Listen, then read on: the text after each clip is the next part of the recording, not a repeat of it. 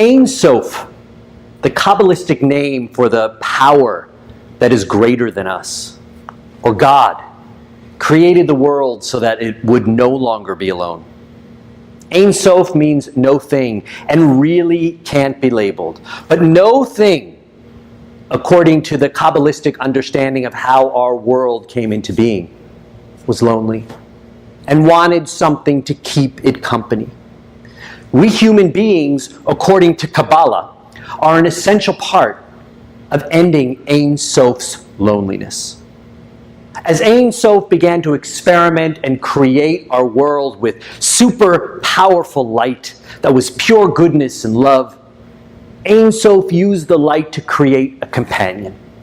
Now, according to the Bible, one of the first companions that was created with the light was plant life. But the grasses and the trees, well, they really weren't good companions. And next, Ein Sof created the stars and the planets and other heavenly bodies. But again, these weren't really good companions. And so Ein Sof created all life that lives in the waters and the birds that fly in the skies. And, well, Ein Sof wasn't really satisfied. And so all creatures that live on dry land, with the exception of us, were made. Again, Ein Sof found no real companionship. And so, as a last attempt at creating a partner, Ein Sof creates humans. We were created, like all other forms of life, with that super powerful light that was pure goodness and love. But it just so happens that the way Ein Sof created us, the way Ein Sof used the light, this time, something special was created. Ein Sof had found a partner in us. Now, the research of Professor Abraham Loeb, a Harvard astrophysicist, supports the idea that humans may have been one of the last life forms to appear in the universe. According to Dr. Loeb, a lot of life forms existed before we did, and science has taught us that we human beings evolved into something quite special. We've transformed common animal traits into distinctly human ones.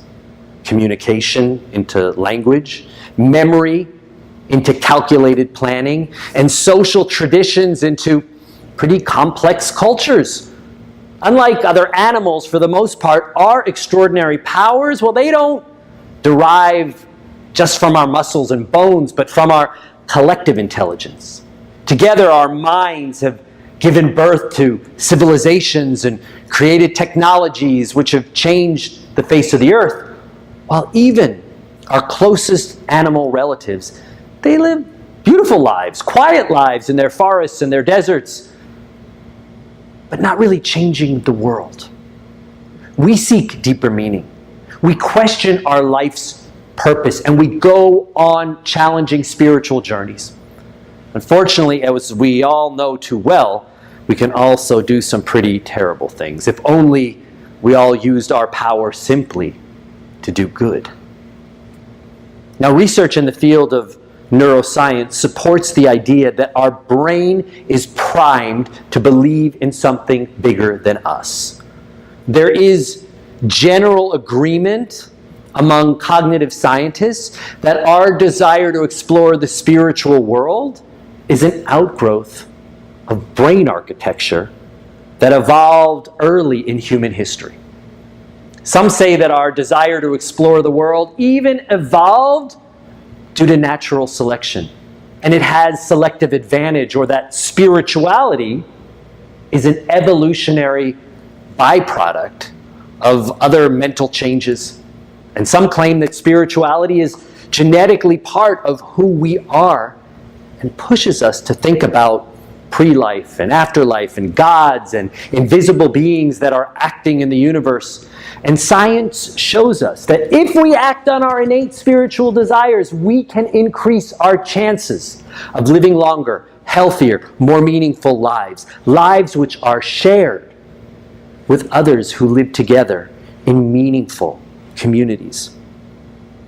Dr. Lisa Miller is a professor at Columbia University, and she asserts that most children are born with a natural sense of the spiritual.